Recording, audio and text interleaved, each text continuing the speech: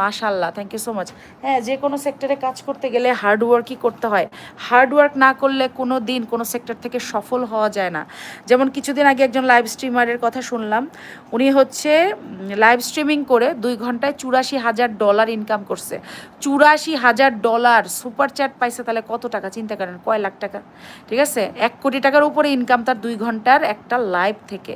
তো সেই পর্যায়ে আমার নিজেকে যদি নিয়ে যেতে হয়, তাহলে আমাকে অবশ্যই বেশি কমিউনিটির সাথে যুক্ত থাকতে হবে, আমাকে অনেক হার্ড ওয়ার্কিং হতে হবে, আমার কথাকে, আমার বাচনভঙ্গিকে আরও ডেভেলপ করতে হবে, একটা বেঞ্চমার্কে নিয়ে যেতে হবে, যাতে করে মানুষ আমাকে অ্যাপ্রিসিয়েট করে, মানুষ আমাকে পছন্দ করে, মানুষ যাতে করে আমার লাইভ দেখার জন্য ওয়েট করে। কারণ তারা আমার থেকে এন্টারটেইনমেন্ট পাওয়ার জন্যই নিশ্চয়ই এখানে আসবে। তো যাই হোক, মানুষকে যদি এন্টারটেইন না করতে পারি, পজিটিভলি যদি ইনফ্লুয়েন্স না করতে পারি, ইম্প্যাক্ট না ফেলতে পারি মানুষের ওপরে বা অডিয়েন্সের ওপরে বা ভিউয়ার্সের ওপরে, তাহলে ওই $84,000 তো দূরের কথা, 84 টাকাও ইনকাম করতে পারবো না কোনো দিন। বুঝতে পারছেন? সো নিজেকে একটা বেঞ্চমার্কে নিয়ে যেতে হবে, নিজের বাচনভঙ্গিকে, নিজের মানে কথা বলার স্টাইলকে, এই আর কি।